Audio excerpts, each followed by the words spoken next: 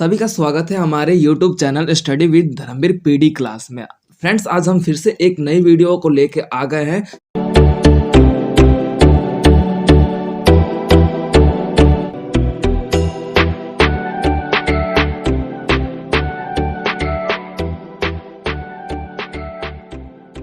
BHDS 184 radio लेखन जो आपका बोल सकते हैं इंपॉर्टेंट क्वेश्चंस के अकॉर्डिंग हम अपने क्लासेस कंटिन्यू करेंगे, जिसमें हम आपके मोस्ट इंपॉर्टेंट क्वेश्चंस पे डिस्कशन करेंगे विद एक्सप्लेनेशन, उसके आंसर्स के एक्सप्लेनेशन के साथ, जो आपके एग्जाम के लिए बहुत ज़्यादा इंपॉर्टेंट है। तो हमारा फर्स्ट क्वेश्चन है, रेडियो द्वारा शिक्षा किस प्रकार प्रदान की जाती है, इसके स्वरूप पर चर्चा कीजिए।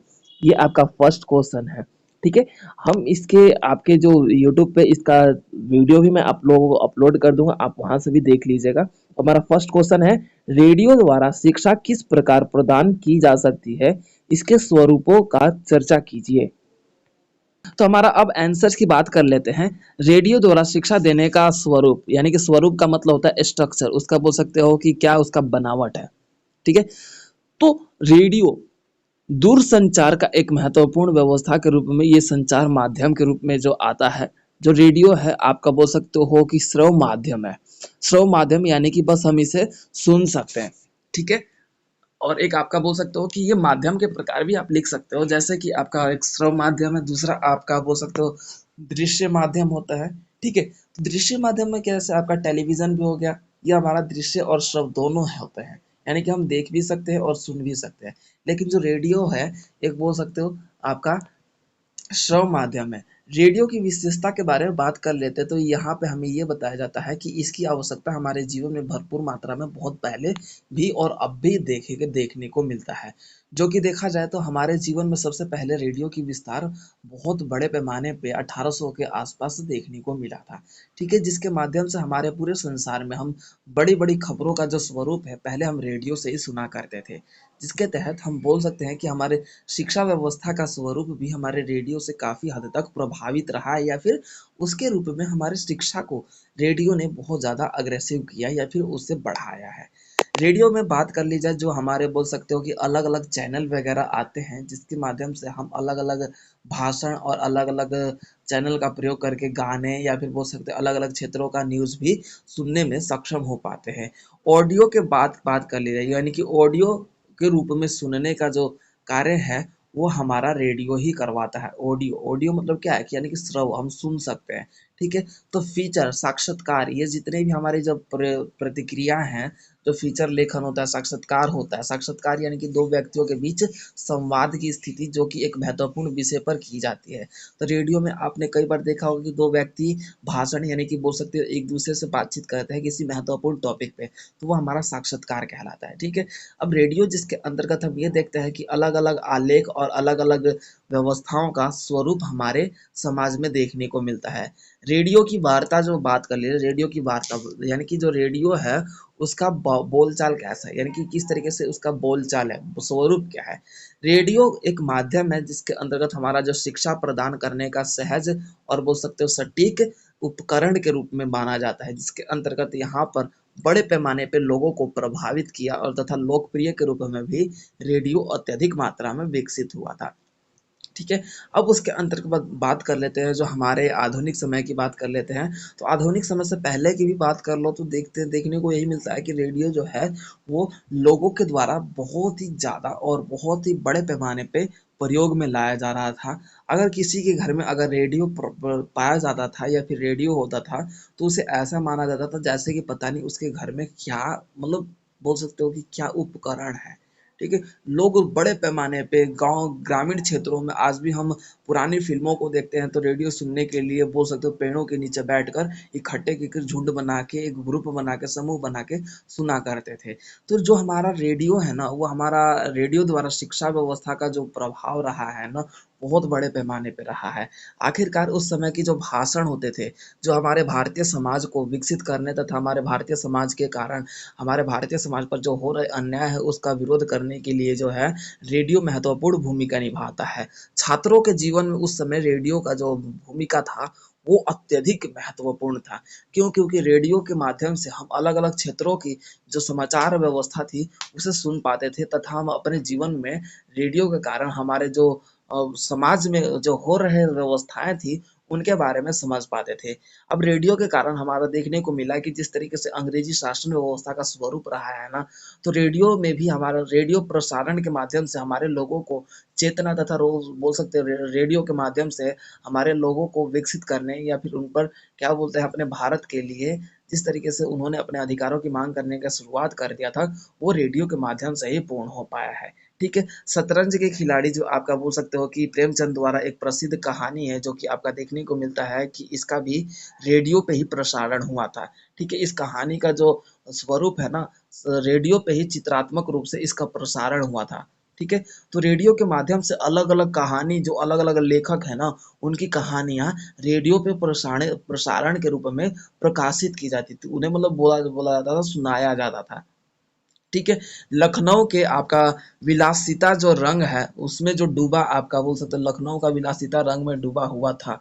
जो आपका लखनऊ है ना, विलासिता का विलासिता का रंग में डूबा हुआ था। विलासिता का मतलब होता है दूसरे की यादों में डूबा हुआ था। ठीक है? जो आपके बोल सकते हो कि अलग-अलग जो संगीतकार हुए, अलग-अलग जो लेखक हुए, अलग-अलग साहित्य हुए, उनकी कहानियों का जो पहले प्रसारण होता था ना, वो सबसे पहले रेडियो पे हुआ करता था। ठीक है? जिसके कारण इन कहानियों को समझकर जैसा कि हमारा जो प्रेमचंद है ना, आप बोल सकते हो कि प्रेमचंद की कहानी जो है शतरंज खिलाड़ी, ये आप बोल सकते हो कि थर्ड फिर उसके बाद क्या हुआ अलग-अलग कहानीकारक जो हमारे बोल सकते हो कि ये जो आपका शतरंज का खिलाड़ी है बहुत ही बड़ा बहुत ही इम्पोर्टेंट ये कहानी है प्रेमचंद के द्वारा जो आपके बोल सकते हो कि प्रेमचंद जो मुंशी प्रेमचंद जो है आपको देखने को मिलता है कि उनकी जो रचनाएं में हमेशा समाज का एक नया दर्शन प्रस्तुत किया गया तो इसमें भी इसका जो प्रसारण हुआ था महत्वपूर्ण रूप से हमारे रेडियो के रूप में ही प्रसारण हुआ था ठीक है ताकि हम लोग भी मतलब लोग पहले अशिक्षित थे ठीक है? पहले शिक्षित व्यवस्था में नहीं थे, तो वो कहानी को मतलब पढ़ नहीं सकते थे, लेकिन सुनकर समझ तो सकते थे ना। पहले सुनकर और समझने की उनको प्राप्त हुआ ना और उसके बाद पढ़ने की व्यवस्था प्राप्त हुई थी। लेकिन उसके बाद क्या हुआ कि इन कहानियों का जो स्वरूप है, हमें देखने को मिला कि 19वीं शताब्दी के उत्तरार्ध में आपका इन कहानियों का जो व्यवस्था है, पूर्ण रूप से रेडियो के माध्यम से लोगों को प्रसारण किया जाता था। ठीक है? उसके तत्पश्चात कई विद्यार्थी इन कहानियों को सुनकर अपने विद्यार्थी व्यवस्था में उन्होंने अपने आप को आगे बढ़ाया था। ठीक है? अब बात कर लेते हैं साक्षात्कार। साक्षात्कार जो कि आपके बोल सकते हो 2 महत्वपूर्ण व्यक्तियों के बीच किया गया वार्तालाप जो एक विषय के रूप में एक महत्वपूर्ण विषय के रूप में रहा वो आपका साक्षात्कार कहलाता है। ठीक है? किसी विशेष साक्षात्कार को जो रेडियो के लिए आम बात है वो आप देखने को मिलता है। ठीक है, तो उसके बाद क्या हुआ कि साक्षात्कार की जो व्यवस्था है महत्वपूर्ण रूप से हमें रेडियो के रूप में देखने को मिला। जो रेडियो एक आप बोल सकते हो कि आम आम लोगों की ज़िंदगी में इसकी महत्वपूर्ण भूमिका रही है। विद्यार्थियों के लिए जो रेडियो है वो सबसे ज़्यादा अग्रसर और बोल सकते हो कि उपयोग के रूप में रहा है। रेडियो के माध्यम से विद्यार्थियों ने कहानी व्यवस्था को पढ़कर अपने जीवन में और अपने शिक्षा व्यवस्था में ऐतिहासिक रूप में देखा जाए और 19वीं शताब्दी के रूप में देखा जाए तो उन्होंने अपने आप को आगे बढ़ाया ठीक है अन्य विधियां के रूप में देखा जाए तो रेडियो का जो महत्वपूर्ण विधियां है वो सबसे ज़्यादा हमें ध्यान देने को मिलता है कि ये हमें ज्ञान अर्जित करता है ज्ञान अर्जित यानी कि ज्ञान देने का कार्य करता है ठीक है तथा जानकारी देने का भी काम कर देता है इसके अलावा हमें ये भी देखने को मिलता है कि रेडियो हम सुनकर समझकर अपने संबंधों अपने व्यवस्थाओं और अपने साहित्य व्यवस्था में और नाटक व्यवस्था में रेडियो की महत्वपूर्ण भूमिका रही है पहले कुछ भी प्रसारण होने के लिए आपका रेडियो का एकमात्र सहारा था जिसके तहत हमें ये देखने को मिलता है कि रेडियो का उपयोग करके ही हम अपने जीवन को बेहतर कर पाए हैं आज हम जो आज टेलीविजन पे देखते हैं न्यूज़ वगैरह तो ये क्या है हमारे जीवन को हमें बोल सकते हो बेहतर करने का एक जरिया है लेकिन पहले क्या होता था रेडियो ही आपका सब कुछ होता था रेडियो पे ही सारी बातों का प्रसारण होता था सारे विषयों का प्रसारण होता था जिसके कारण हमारे रेडियो की जो व्यवस्था रही है महत्वपूर्ण रूप से हमारे जीवन भूमिका में रही है ठीक है रेडियो से हमें हमारे जीवन में हमारे अधिकारों करने का जो शुरुआती जो दौर चला था ना हमारे प्रशासन व्यवस्था में वो सबसे ज्यादा रेडियो के रूप में ही रहा है ठीक है उसके तत्पश्चात हमारे साहित्य के रूप में रहा है क्लियर हो गया यहाँ तक? तो ये आपका क्वेश्चन था, जिसमें हमने ये देखा कि रेडियो द्वारा शिक्षा किस प्रकार से प्रदान की जाती है, इसके स्वरूप में अपनी चर्चा कीजिए। ये हमारा क्वेश्चन जो कि कंप्लीट होता है। तो आपने इसमें क्या देखा, समरी के एंगल में बताऊं तो आपने क्या देखा कि जो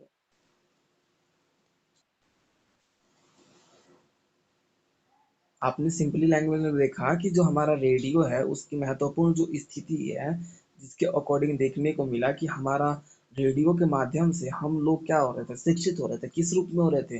जो पहले प्रेमचंद की अलग अलग लेखकों की जो कहानियां होती थी ना, उन कहानियों में जो स्वरूप रहा है ना प्रेमचंद की, या फिर बोल सकते हो अलग अलग लेखकों की, तो उन महत्वपूर्ण धारणा के माध्यम से हम अपने आप को विकसित कर पा रहे थे। ठीक है, क्लियर हो गया यहाँ तक? किसी को कोई डाउट? ठीक है। लैंग्वेज टफ तो नहीं लग रहा है, स्पीड किसी को तो नहीं लग रहा कि स्पीड बोल रहा हूँ? ठीक है, ओके। उसके बाद अगले क्वेश्चंस की बात कर लेते हैं।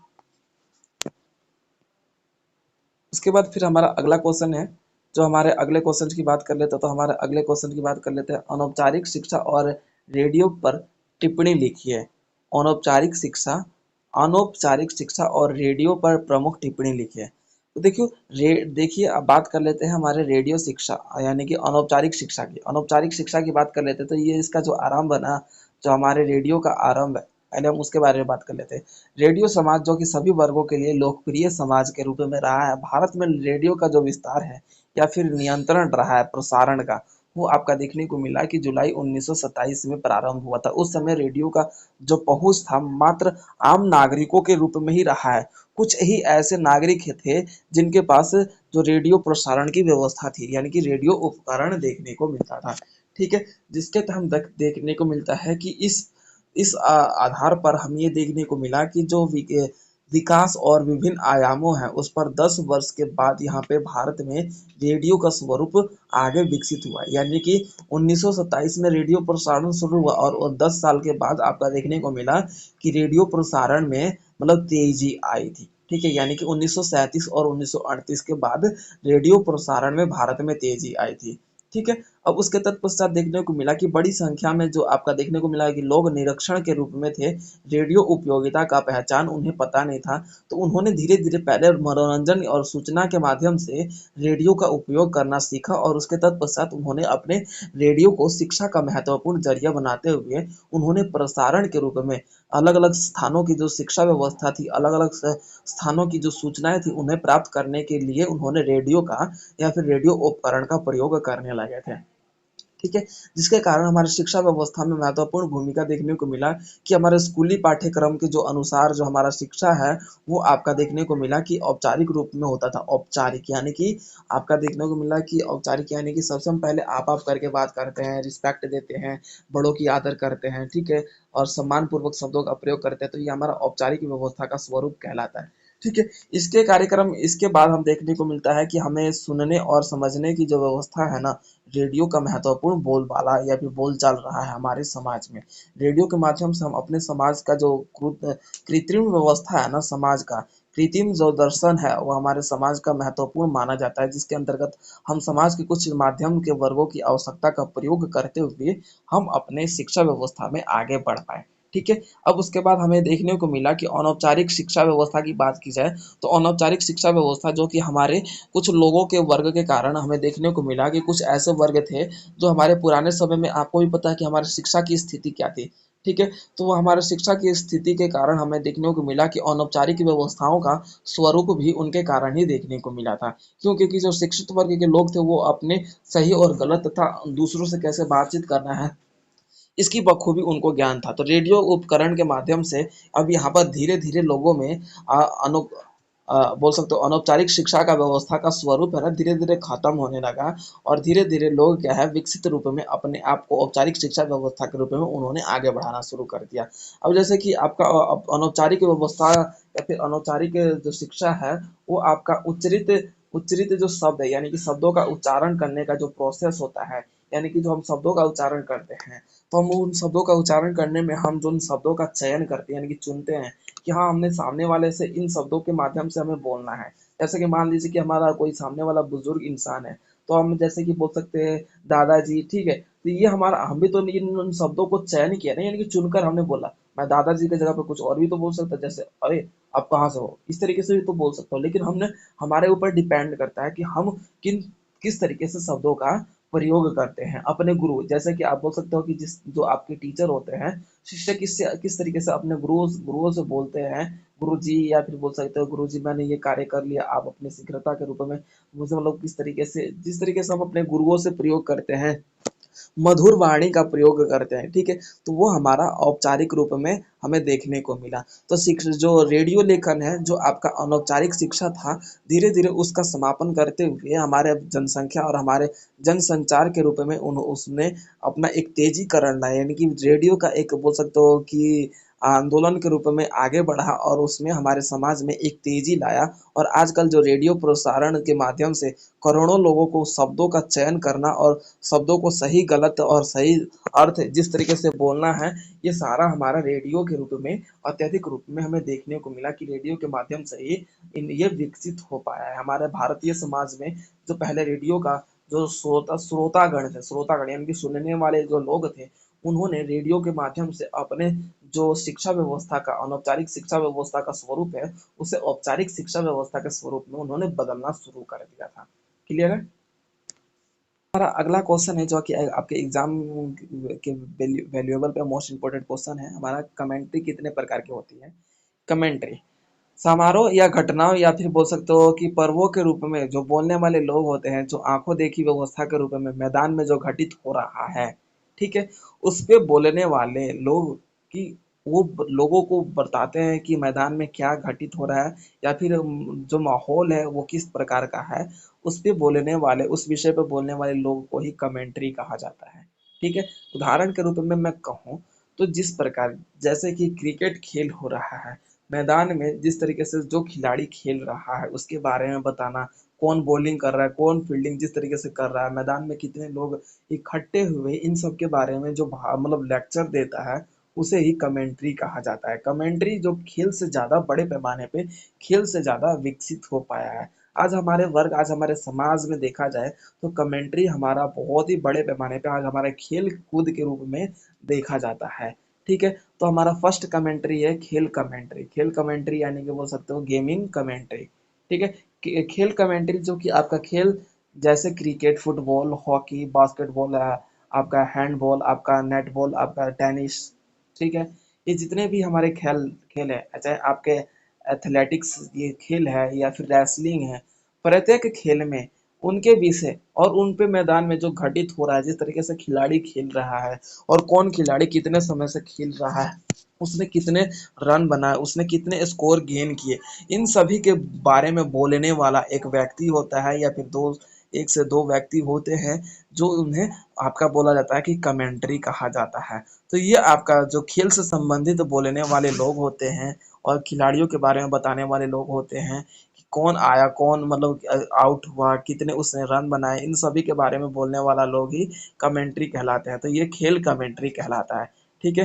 तो इसमें आपका बताता है कि आपके देख लेते हैं, कमेंट्री में आपका देखने को मिलता है कि विशेषताओं की बात कर ली जाए तो आपका निष्पक्ष भूमिका, सरल भाषा और खेल का ज्ञान और एकाग्रता, और बोल सकते हो सहज अभिव्यक्ति और विविधता। ये जो है खेल कमेंट्री का महत्वपूर्ण पॉइंट है कि सामने वाला व्यक्ति अगर कमेंट्री करे तो ये ना देखे कि हाँ भाई मैं उसी एक एक पार्टी के बारे में, एक खिलाड़ी के बारे में बस तारीफ बांधे जा रहा हूँ, ऐसा नहीं है। वो निष्पक्ष भूमिका, सरल भाषा, खेल का ज्ञान, एकाग्रता, सहज अभिव्यक्ति, ये आपका पॉइंट है। तो इसमें निष्पक्षता की बात कर लेते हैं, तो यहाँ पे सामने वाला ये नहीं देखेगा कि भाई हाँ मैं एक ही खिलाड़ी के बारे में बताऊं, ठीक है, उसके बारे में तारीफ करो। वो ऑलराउंडर सभी मतलब जिस तरीके से उन खिलाड़ी जिस तरीके से खेल खेल रहे हैं, जिसका जो परफॉर्मेंस है उसके बारे में बताए निष्पक्ष रूप में। ठीक है? उसके बाद सरल भाषा, ठीक है, जो कमेंट्री की जाती है ना, सिंपल लैंग्वेज में किया जाता है, इंग्लिश में करो चाहे हिंदी में करे, लेकिन वो लैंग्वेज टफ नहीं होती, वो सिंपली लैंग्वेज में होता है। ठीक है? खेल का ज्ञान, और जो कमेंट्री करने वाला व्यक्ति है उसे उस खेल का ज्ञान होना चाहिए भाई। अगर खेल का ज्ञान ही नहीं हुआ तो फिर वो कमेंट्री कैसे करेगा? सिंपल सा लैंग्वेज है कि अगर वो क्रिकेट की कमेंट्री करने वाला व्यक्ति है तो क्रिकेट में किसने कितने रन बनाए हैं, कौन खिलाड़ी का क्या नाम है और उस खेल में क्या रूल्स एंड रेगुलेशन होते हैं, उसके ज्ञान ही नहीं होता, वो कमेंट्री कैसे कर सकता है। तो खेल का ज्ञान भी कमेंट्री के लिए आवश्यक है। एकाग्रता, एकाग्रता का मतलब है कि कमेंट्री करने वाला व्यक्ति वो एक स्थान पर, यानी खेल के रूप में कमेंट्री करने वाला व्यक्ति है, वो देखता रहे कि किसने क्या शॉट मारा, कैसे वो आउट हुआ, किस तरीके से उसकी मतलब फील्डिंग क्या है, वो सारी बातें आपका देखने को मिलता है कि एकाग्रता में देखने को मिलता है। और सहज अभिव्यक्ति, कमेंट्री करने वाला व्यक्ति ये नहीं करे कि अपन मतलब सामने वाला उसको माइक मिल गया तो वो कुछ भी बोले। सामने वाले की भावनाओं को, यानी कि खिलाड़ियों की भावना तथा दर्शकों की भावनाओं का भी कदर करते हुए वो अपने भावनाओं के रूप में अपने आप में कमेंट्री करे। क्लियर है? ठीक है, उसके बाद हमारा अगला है कमेंट्री के, जो हमें बोल सकते हो कि हमें देखने को मिलता है कि कमेंटर के जो हिस्से इरादे होते हैं, हिदायतें बोला जाता है, तो हमारा हिदायतें यानी कि बोल सकते हो कि उसकी लिमिट होती है, लिमिटेशन होती है कि फिक्स कहता है कि उसके रूप में ही वो बोले। तो ये आपके कभी कभी जो कमेंट्री होता है ज़्यादा से ज़्यादा भावुक ना होकर वो आपका बोल सकता है कि वो कई बार होता है ना कि सामने वाला किसी खिलाड़ी को उसके प्रदर्शन को देख के वो भावुक हो जाए या फिर उसे चोट लग जाए, तो फिर वो ज़्यादा सिंपथी भी नहीं ना दिखाए। वो मतलब जितनी उसकी आवश्यकता है वो उतने एंगल में ही कमेंट्री करे।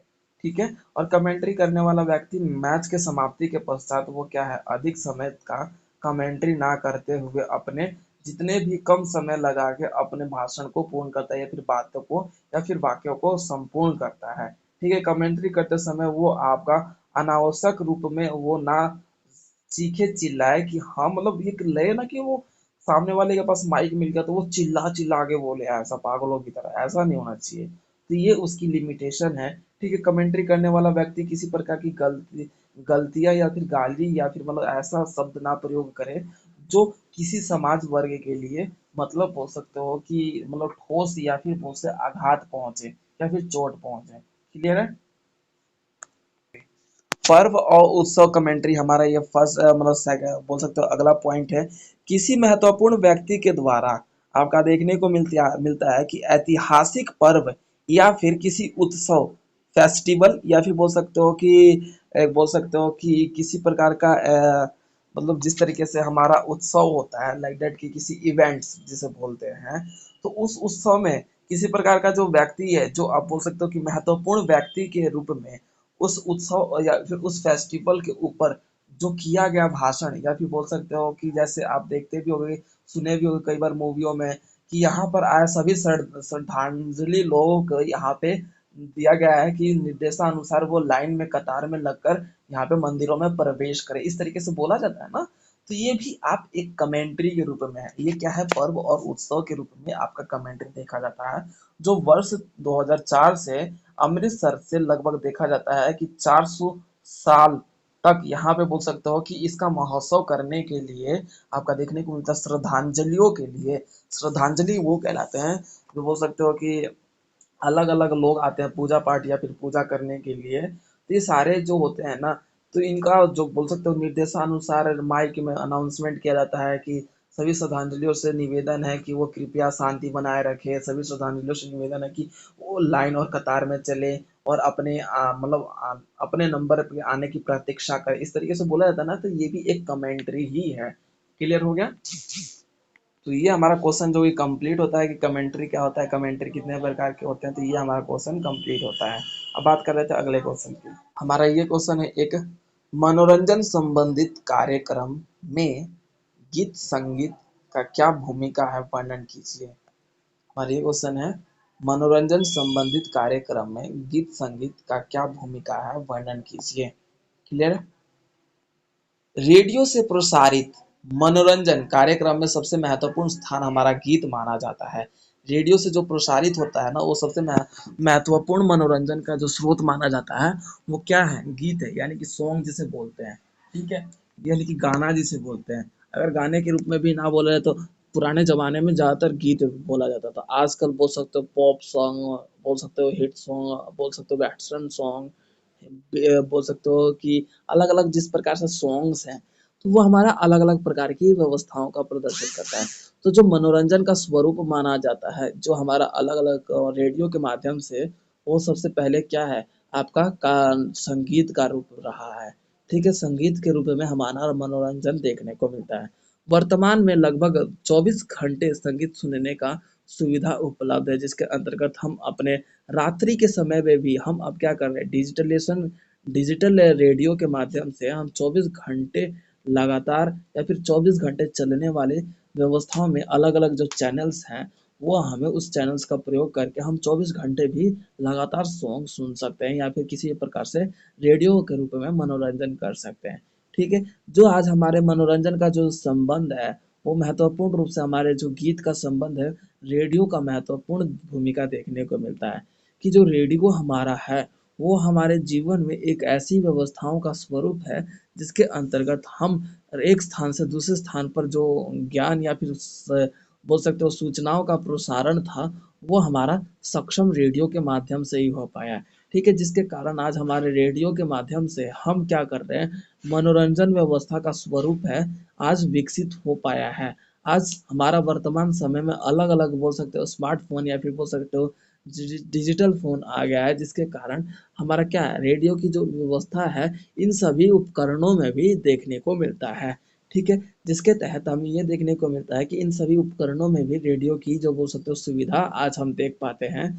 तो ये रेडियो का जो व्यवस्था है, उसका जो स्वरूप है, हमारे विकसित समाज का एक महत्वपूर्ण अंग के रूप में देखा जाता है, जिसके तहत हम ये देखते हैं कि यहाँ पर जो हमारी रेडियो व्यवस्था है, वो हमारे मनोरंजन का ज़रिया के साथ-साथ हमारे शिक्षा व्यवस्था में भी महत्वपूर्ण भूमिका निभाता है। ठीक है? तो गीत व्यवस्था की बात कर ली जाए तो यहाँ पे गीत संगीत का सामान्य कार्यक्रम रेडियो पे चलाया जाता है। गीत संगीत का बोल सकते हो कि बोल सकते हो कि कंपेयर्ड कार्यक्रम भी चलाया जाता है। गीत का मिश्रण शब्द का भी व्यवस्था चलाया जाता है। गीतों का भारी कहानी भी, यानी कि जो अलग-अलग गीत है जैसे कि लक्ष्मी लक्ष्मी बोल सकते हो या फिर बोल सकते हो कि दुर्गा माँ है या फिर बोल सकते हो हनुमान जी है। इनको कहानी के रूप में भी गीतों के माध्यम से दर्शाने का प्रयास किया गया है। तो हमारा बोल सकते हो मनोरंजन का जो कार्यक्रम है, गीत संगीत का सामान्य कार्यक्रम की बात कर लेते हैं। तो इसमें क्या है कि गीत संगीत का सामान्य कार्यक्रम जो यहाँ पे शास्त्रीय संगीत हो गया, सुगम संस्कृत हो गया, लोक संगीत संस्कृत हो गया, फ़िल्म संस्कृत हो गया। तो ये हमारा गीत संस्कृत का सामान्य कार्यक्रम है, जिसके अंतर्गत हमने देखा कि जो हमारे गीत व्यवस्था है, महत्वपूर्ण रूप से हम इनका प्रयोग करके हम अपने संगीत और मनोरंजन का एक महत्वपूर्ण रूप में अपने आप को विकसित कर पाते हैं और जो संबंधित व्यवस्था है, उसकी भूमिका आगे बढ़ा पाते हैं। क्लियर हो गया? अब उसके बाद हमारा आ जाता है शास्त्रीय संगीत। शास्त्रीय संगीत जो कि हमारे आकाशवाणी के रूप में देखने को मिलता है। शास्त्रीय संगीत जो कि हमारे बोल सकते हैं कि शास्त्रीय संगीत का जो नियमित व्यवस्था है, इसके अंतर्गत हम अपने हिंदुस्तान और कर्नाटक के दोनों शैलियों का स्वरूप देख सकते हैं।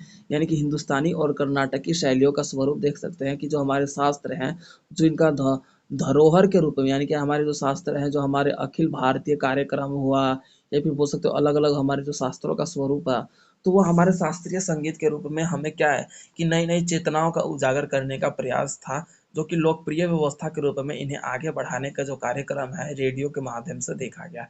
और उसके बाद हमारा तीसरा पॉइंट आ जाता है सुगम संगीत।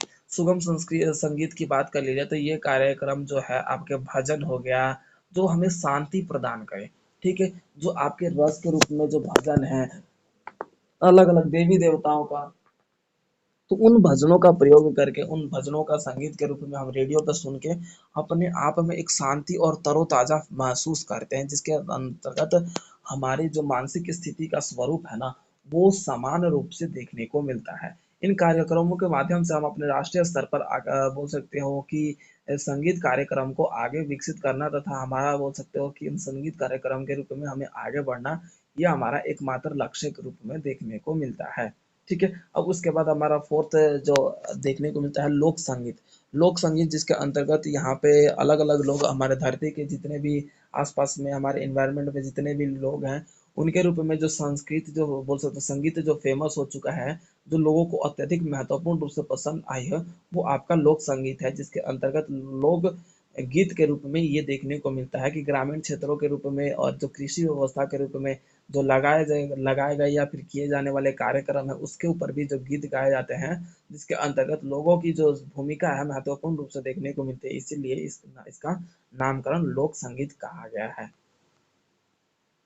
अब उसके बाद फिर हमारा आपके अगले पॉइंट की बात कर लेते, तो हमारा अगला पॉइंट है फिल्म संगीत। संगीत का मतलब आप लोगों को पता ही होगा, जिस तरीके से हमारे जो फिल्म व्यवस्था में रेडियो के माध्यम से जिस तरीके से हमारे संगीतों का प्रयोग किया जाता था, या फिर रेडियो के माध्यम से जिस तरीके से हमारे संगीतों का आज भी महत्वपूर्ण रूप से फिल्म संगीत के रूप में देखा जाता है, कि फिल्म में जो आपका हमारा हर एक संगीत, चाहे आपका बोल सकते हो कि वर्तमान समय की संगीत की बात कर ली जाए, तो अलग-अलग संस्कृत जो है दृश्य व्यवस्था या फिर बोल सकते हो श्रव्य व्यवस्था में जो हमारे संस्कृत है, वो हमारे बड़े पैमाने पे पहले रेडियो के माध्यम से हमारे फिल्म संगीत का जो प्रसारण हमारे व्यवस्थाओं के रूप में किया जाता था।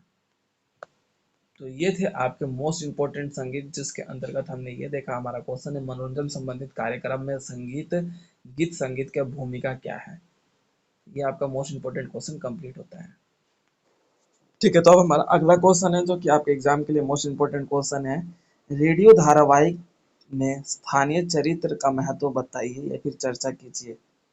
ठीक है, रेडियो धारावाहिकों में स्थानीय चरित्रों का महत्व की चर्चा कीजिए, ये आपका क्वेश्चन है। बात कर लेते हैं अब इसके आंसर की। तो रेडियो लेखन के रुचियों में सबसे महत्वपूर्ण बात कर लेते हैं, तो इसमें आपका देखने को मिलता है कि प्रत्येक धारावाहिक में कुछ महत्वपूर्ण चरित्र चित्रण देखने को मिलता है। चरित्र चित्रण जिसको अंग्रेजी में हम कैरेक्टर बोलते हैं, तो अलग अलग कैरेक्टर हमारे बोल सकते हो धारावाहिक में पाए जाते हैं। ठीक है, अलग अलग रेडियो प्रसारण के जो चैनल होते हैं उन पर अलग अलग चरित्र चित्रण के रूप में हमारी स्थितियों को देखने का मिलता है। ठीक है, जिसके अंतर्गत उनके द्वारा ही प्रसारण और तथा उनके उन पात्रों के रूप में ही हमारे रेडियो व्यवस्था या फिर रेडियो कार्यक्रम को पूर्ण किया जाता है, या फिर पूरा करने का जो श्रेय जाता है उनको ही जाता है। ठीक है, जो रेडियो धारावाहिक चरित्र के रूप में देखा जाता है, चरित्र जो जिसके अंतर्गत हमारे अलग अलग चैनलों पे जिस तरीके से आपका देखने को मिलता है कि एक चैनल पे आपका खेल के रूप में रहता है, एक चैनल जो बोल सकते हो कि आपका मनोरंजन के रूप में रहता है, एक चैनल जो आपका म्यूजिक के रूप में रहता है। तो ये हमारा एक बोल सकते हो धारावाहिक के जो चरित्र व्यवस्था के रूप में देखने को मिलता है। तो रेडियो जिसके अंतर्गत हम ये भी देखने को मिलता है कि जो हमारे आजकल के टाइम पे बात कर लेते हैं, तो रेडियो जो सामाजिक व्यवस्था का एक धारणा प्रस्तुत करता है कि समाज में जिस तरीके से हमारी जो स्थितियां हैं उसका जो स्वरूप प्रसारित करता है, जिसके माध्यम से हम इसका प्रयोग करते हुए अपने व्यवस्थाओं में आगे बढ़ने का जो कार्य है इन रेडियो लेखन या ये फिर रेडियो धारावाहिक के चरित्र के रूप में देखने को मिलता है। अलग अलग जिस तरीके से यहाँ पर चैनल्स होते हैं, उन चैनल्सों को कंट्रोल करने वाले जो भूमिगत व्यवस्था के रूप में जो व्यक्ति होते हैं, वो हमें धारावाहिक के रूप में निरंतर काल तक यहाँ पे अपने आप को विकसित करते हैं, और इनकी जो व्यवस्था रही है हमारे समाज में वो महत्वपूर्ण रूप देखने को मिलता है। इनके गुणों का जो प्रसार रहा है वो महत्वपूर्ण देखने को मिलता है। इनके जो बोलने का व्यवस्था है वो सबसे महत्वपूर्ण देखने को मिलता है। समाज का एक दार्शनिक जो प्रस्तुत करते हैं इनके द्वारा, वो भी सबसे ज़्यादा अत्यधिक महत्वपूर्ण देखने को मिलता है। ठीक है, तो अब उसके बाद हमारा अगला क्वेश्चन आ जाता है, रेडियो धारावाहिक के प्रकार बताइए, यानी कि रेडियो धारावाहिक के प्रकार कितने हैं उनके बारे में बताना है। तो हमारा अगला क्वेश्चन है रेडियो धारावाहिक के प्रकार बताइए। तो हमारा बात कर लेते हैं रेडियो धारावाहिक की जो आपके साहित्यिक रीतियाँ हैं, वो केंद्रीय रेडियो धारावाहिक है। ठीक है, यानी कि इसमें साहित्य के बारे में बताएगा। उसके बाद सांस्कृतिक और ऐतिहासिक पृष्ठभूमि धारावाहिक है, जो हमें बोल सकते हो संस्कृति के बारे में बताएगा। ठीक है, उसके बाद हमारा बोल सकते हो विज्ञान और शैक्षिक व्यवस्था का संबंधित रेडियो धारावाहिक, यानी कि बस ये हमारे विज्ञान और हमारे विज्ञान में क्या खोज परख हो रहा है उसके बारे में बताएगा। उसके बाद हमारा अगला धारावाहिक है संगीत आधारित रेडियो धारावाहिक। यहाँ पे बस सिंगिंग व्यवस्था या फिर सॉन्ग सॉन्ग ही चलाया जाएगा। ठीक है, परिवार के लिए धारावाहिक, यहाँ पे बोल सकते हो पारिवारिक यानी कि फैमिलियर एपिसोड चलाया जाएगा। ठीक है, तो ये हमारे धारावाहिक के प्रकार है, जो कि आप उन्हीं क्वेश्चंस में अगर पूछेगा तो इन क्वेश्चंस को ऐड करके सब हेडिंग के माध्यम से एक्सप्लेन कर सकते हो। ओके एवरीवन, अब उसके बाद फिर हमारा अगला क्वेश्चन है जो आपके रेडियो से संबंधित है। रेडियो प्रसारण का लक्ष्य क्या है, यानी कि रेडियो प्रसारण करने का लक्ष्य क्या है। सबसे पहली बात तो है कि रेडियो का मतलब आप लोग समझ गए हो, जो कि आपका जनसंचार का एक महत्वपूर्ण हिस्सा है, जिसके माध्यम से लोगों यानी कि पूरे संसार में उसके बारे में जो लोकप्रियता फैली कि रेडियो के माध्यम से ही पहले सूचनाओं का एक स्थान से दूसरे स्थान पर जाना, और बात कर लेते हैं लोगों का जो ज्ञान है तथा वो समाज के बारे में जानना सबसे पहले रेडियो ने ही शुरुआत किया था। तो इसकी जो प्रसारण यानी कि प्रसारण करने का, ये बोल सकते हो रेडियो को चालू करने का या फिर रेडियो को आगे बढ़ाने का जो व्यवस्था है, उसका लक्ष्य क्या है, यानी कि बोल सकते हो कि उसका एम क्या है। ठीक है, तो हमारा ये है, हमारा रेडियो प्रसारण का जो लक्ष्य सबसे पहले ये है कि राजनीतिक व्यवस्था के रूप में जो हमारी स्थिति है उसके बारे में जान लोगों को पहुंच सूचना देना। ठीक है, राजनीति व्यवस्था में लोगों के रूप में सूचना देना कि राजनीति में क्या व्यवस्थाएं घटित हो रही है, भौगोलिक व्यवस्थाओं के बारे में बताना। ठीक है, समाज को सूचना देना, राजनीति व्यवस्था के बारे में बताना, भौगोलिक व्यवस्थाओं के बारे में बताना, मनोरंजन का एक महत्वपूर्ण लक्ष्य रूप में देखना। ठीक है, अब उसके बाद हमारा बोल सकते हो कि भारत को विकसित करना तथा भारतीय व्यवस्था में लोगों को जानकारी प्रदान करना। ठीक है, अब बोल सकते हो कि यहाँ पर अलग अलग क्षेत्रों की सूचनाओं को प्रसारण करना, ये आपका रेडियो प्रसारण का लक्ष्य है। ठीक है, इसमें हमें ये देखने को मिला कि इन लक्ष्यों के माध्यम से ही रेडियो को प्रसारण किया जाता है। ठीक है, और जैसे कि जो मैंने आप लोगों को बता दिया कि प्रकार क्या है, उन्हीं प्रकारों के रूप में रेडियो का जो लक्ष्य यानी कि रेडियो प्रसारण का लक्ष्य बनाया जाता है, जिसके अंतर्गत हम ये देखेंगे कि लोगों को सूचना प्रदान करना रेडियो प्रसारण इस रूप में किया जाता है। राजनीति व्यवस्था के बारे में जानकारी प्रदान करना रेडियो इस रूप में आपका देखने को मिलता है। ठीक है, लोगों को मनोरंजन प्रदान करना, ये भी आपका रेडियो प्रसारण का रूप में महत्वपूर्ण लक्ष्य के रूप में देखा जाता है। तो ये आपका तो क्वेश्चन सिंपल था, जिसमें हमने लक्ष्य के बारे में देखा। क्लियर है? अब उसके बाद फिर हमारा अगला क्वेश्चन है जो कि आपके एग्जाम के लिए मोस्ट इंपोर्टेंट क्वेश्चन है, इसके बिना पेपर नहीं बनेगा। एक तो रेडियो से संबंधित और एक अब ये है क्वेश्चन, दूरसंचार से आप क्या समझते हैं? दूरसंचार, देखो संचार का अर्थ होता है एक स्थान से दूसरे स्थान के ना गए हुए व्यवस्थाओं के रूप में उसका मतलब उसके बारे में जान लेना, और उसके बारे में जानने की जो व्यवस्था है किस रूप में हम जानते हैं, उसे हमारा दूरसंचार कहा जाता है। कहने का मतलब सरल शब्दों में कहूँ तो दूरसंचार जिसके अंतर्गत हम एक स्थान से दूसरे स्थान की जो सूचनाओं का मतलब प्राप्त कर लेते हैं घर बैठे बैठे या एक स्थान से बैठे बैठे उस स्थान पर गए बिना, वो हमारा दूरसंचार का एक महत्वपूर्ण हिस्सा है, जिसके अंतर्गत कुछ हम उपकरणों का प्रयोग करके अपने व्यवस्थाओं के रूप में हम सूचनाओं को प्राप्त कर लेते थे। आप बोल सकते हैं ऐतिहासिक रूप में देखा जाए तो पहले कागज जो आपका देखा जाता है कि दूरसंचार हमें कबूतर माना जाता था। कबूतरों को जो पंजों में आपका देखा जाता है कि अपने नोटिस को वहाँ पे लगा के पंजों उनके पंजों में लगा के कबूतरों को वो छोड़ दिया जाता था, आदेश दे दिया जाता था, तो वो जाकर दूसरे स्थान पर सूचना प्रदान करते थे। तो वो पहले दूरसंचार थे जो हमारे ऐतिहासिक रूप में देखने को मिला। लेकिन आज के वातावरण के रूप में यानी कि वर्तमान समय की बात कर ली जाए तो दूरसंचार जो कि हमारा इंटरनेट, टेलीविजन, रेडियो, हमारा मोबाइल, हमारा बोल सकते हो सोशल मीडिया, ये हमारा दूरसंचार का महत्वपूर्ण एक हिस्सा है। जो कि मोबाइल फ़ोन, इंटरनेट फ़ोन, आपका बोल सकते हो टेलीविज़न, आपका पीसी, आपका कंप्यूटर, लैपटॉप जितने भी ये सब टैब है, ये आपके दूरसंचार का महत्वपूर्ण हिस्सा है। आज हम इन सभी के माध्यम से अलग-अलग स्थानों के बारे में जानने में सक्षम हो पाते हैं, लेकिन ऐतिहासिक रूप में कौन था? वो कबूतर थे। ठीक है, कबूतरों के पैरों में जो आपके बोल सकते हो कागज के जो नोटिस होते थे उनको फंसा दिया जाता था, और वो जाकर अपने बोल सकते हो कि गंतव्य स्थान पर यानी कि जहाँ पे पहुंचाना था वो आपको पहुंचा देते थे। तो वो कबूतर पहले आपके दूरसंचार के रूप में देखा जाता था, लेकिन आज के समय की बात कर ले जाए तो दूरसंचार हमारे इंटरनेट, टेलीविजन, हमारे मोबाइल फोन ही देखने को मिलता है। क्लियर हो गया? दूरसंचार में हमें ये भी देखने को मिलता है कि रेडियो जो आपका देखने को मिलता है कि सबसे पुराना दूरसंचार का एक बोल सकते हो विकसित स्वरूप रहा है। रेडियो के जो आपके देखने को मिलता है कि रेडियो पहले अलग-अलग क्षमताओं के रूप में रेडियो की कैपेसिटी धीरे-धीरे बढ़ती गई।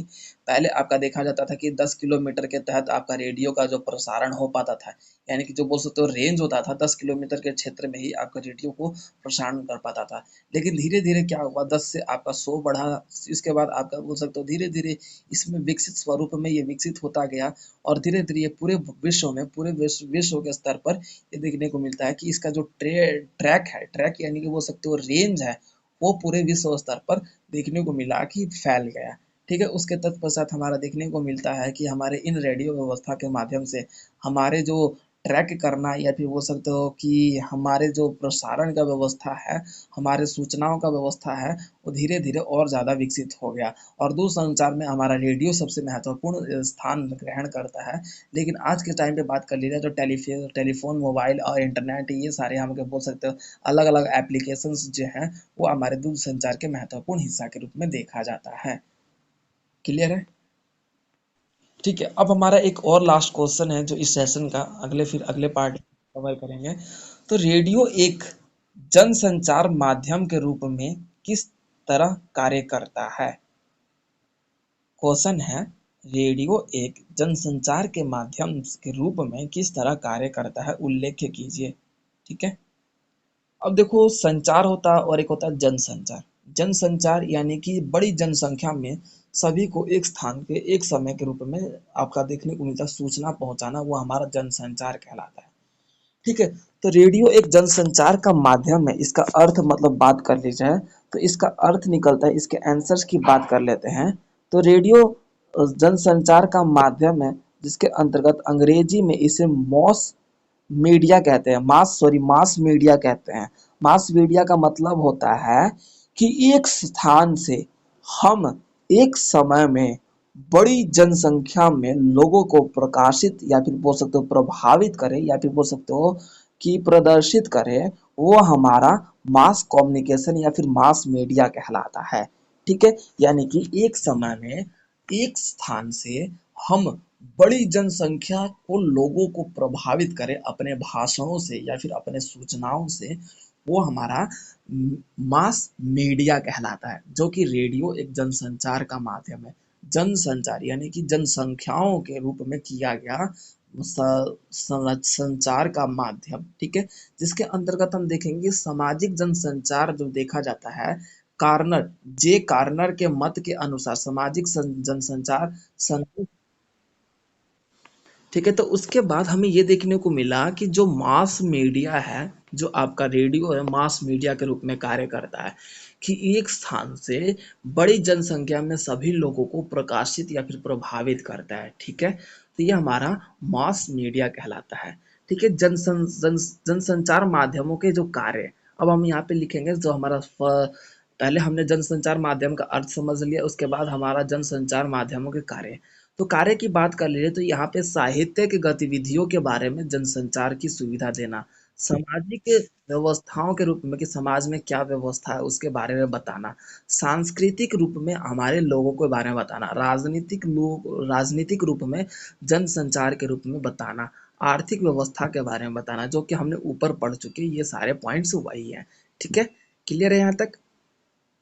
अब उसके बाद जनसंचार जो कि हमारा जनसंचार जो कि हमारा व्यापारिक समझ के रूप में हमारे व्यापार व्यवस्था, हमारे व्यवहार व्यवस्था, हमारे बिहेवियर में भी जनसंचार का महत्वपूर्ण भूमिका रहता है। ठीक है, तो ये आपका जनसंचार माध्यमों का कार्य था।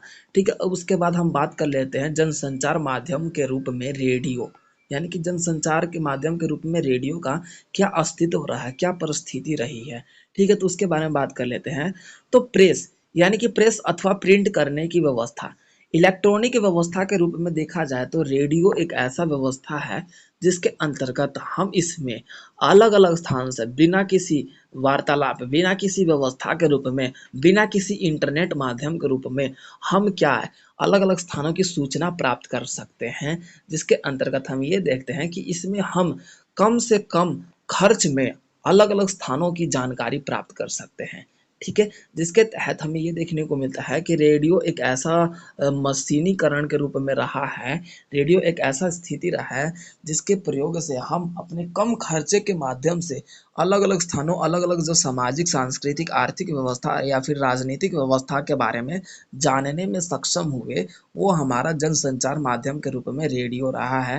रेडियो की परिस्थिति के माध्यम से ही हम अपने आप को आगे बढ़ा पाए तथा उनकी व्यवस्था के रूप में हमारी आर्थिक व्यवस्था का जो स्वरूप है, रेडियो का ही एक मात्र देन कहलाता है। ठीक है, उसके बाद हमारा अगला सब हेडिंग है इसी में, जनसंचार माध्यम के रूप में रेडियो के कार्य। रेडियो के कार्य जो है, रेडियो के कार्य क्या है? लोगों को शिक्षा, सुरक्षा बोलो, सूचना प्रदान करना, शिक्षा, ज्ञान ज्ञान देना, समाज में जो चल रहा है उसके बारे में बताना, सामाजिक विकास के लिए योगदान, आधुनिक व्यवस्था में व्यवसाय क्षेत्रों के बारे में बताना, ये आपका रेडियो में जनसंचार का कार्य के रूप में रेडियो का कार्य देखने को मिलता है। क्लियर है? तो हमारा ये क्वेश्चन था जो कि अब कंप्लीट होता है कि जनसंचार माध्यम के रूप में रेडियो की क्या भूमिका रही है या फिर उसके कार्य क्या रहे हैं। तो ये हमारा क्वेश्चन कंप्लीट होता है। तो इस क्वेश्चन के साथ साथ हमारा ये आज का सेशन भी कंप्लीट होता है। मैं इसका वीडियो अपलोड कर दूंगा। अब उसके बाद हमारा ये क्वेश्चन जो कि पूरा कंप्लीट होता है, आप इसे अच्छे से कर लीजिएगा एग्जाम में।